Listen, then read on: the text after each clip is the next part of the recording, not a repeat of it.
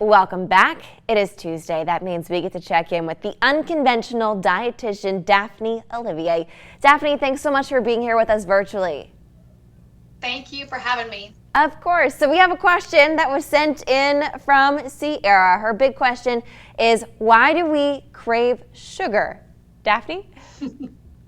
So we could literally talk for hours about this, but there are some really key reasons why we crave sugar.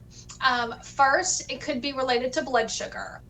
So you don't have to have diabetes to have some challenges with blood sugar and fluctuations. So typically with blood sugar, we think only about diabetes, but as your blood sugar starts to come down, our tendency is to crave something that has sugar to bring our blood sugar back up.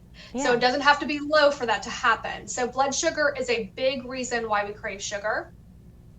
Another thing has to do with our gut microbiome. So that sounds really scientific, but it really has to do with we have anywhere between 3 and 5 pounds of bacteria that live within our GI tract. And depending on what type of bacteria you have will depend on if those bacteria are causing signals to your brain to cause your brain to crave sugar.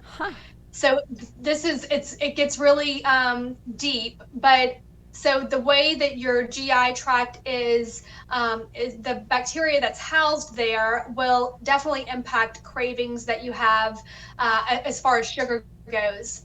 And then the third thing that we'll talk about today is the social and just kind of psychological factors. Okay. So there are a lot of things that within our food supply that are sugar-based.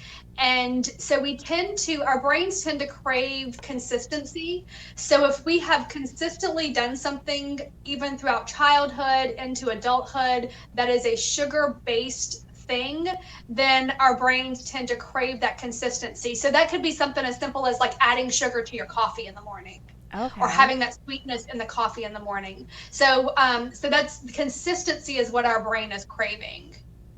So that even can relate to having a sweet treat after dessert before bedtime because your body's just used to that.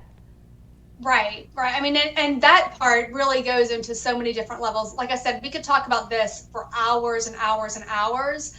But I do think that there is, next week we can talk about the addictiveness of sugar. Yeah. And there's a whole lot of research that goes behind sugar being addictive. So we can talk about that another time. Absolutely. I'm excited to continue this conversation. We have to thank Sierra for giving us this topic today. Daphne, thank you so much for joining us.